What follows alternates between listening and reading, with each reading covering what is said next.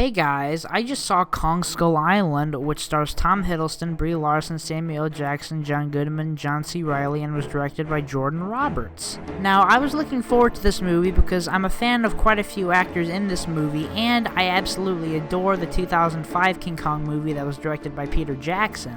Now, I didn't dislike this movie as much as everybody else did, but I still didn't think it was that great. Now, if you're the type of moviegoer who just likes to see shooting, action, fighting, and explosions in your movies, then you will love this movie and I would recommend it. But for those of you who actually care about the plot, characters, and story in the movies that you watch, then I wouldn't recommend that you check this movie out. Now, every single review that I have watched and read for this film has said that the characters in this movie are absolutely terrible, lifeless beings, and I would strongly agree with that. You hardly get to know anything about any of the characters, besides John C. Reilly's character, who is by far my favorite character in the movie. Now, I find John C. Reilly to be a decent actor that can be very funny at times, and I thought he was very funny in the underrated film Carnage. In this movie, I thought his humor at times really worked, but also at times didn't really work.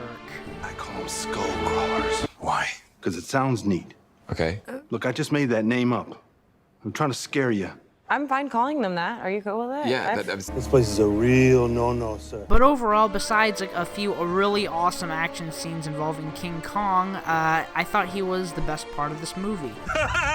As for all the other characters in the movie, they all pretty much suck, and there is almost literally nothing to them besides one small character aspect, which, for example, Brie Larson's character aspect was that she likes to take pictures, and Samuel L. Jackson's small character aspect was that he wants to kill everything on this island because King Kong destroyed a lot of the helicopters that they brought with him and killed a lot of his men. Now, the acting in this film was actually decent.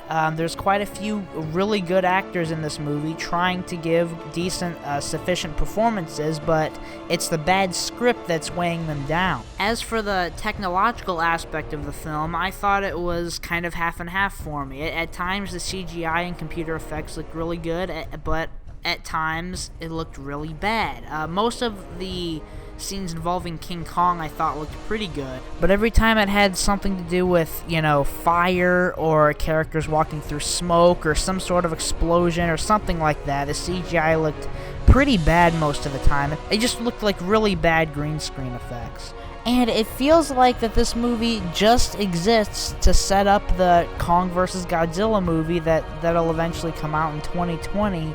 And there's even an after-credits scene that helped set that up.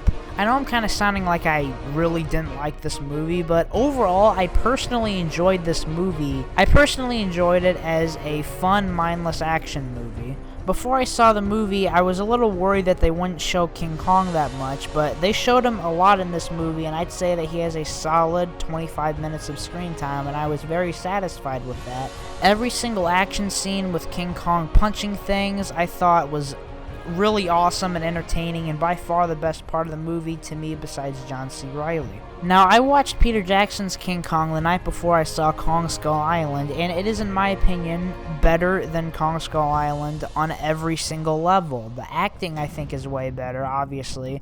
The characterization was done so much better. All the characters in the movie are fantastic. You care about every single one of them. Great characters. And I even think the CGI is way better. It had great emotion, great action scenes, and I don't think anybody could ever tell the story better. Anyway, I personally enjoyed this movie as a fun, mindless action movie, and I would recommend it if you just want to shove popcorn in your mouth while watching King Kong punch things. But if you like movies with good characters, good plot, and a good story that's not predictable, then I wouldn't really recommend that you check out this movie. I'm going to give Kong Skull Island a C+.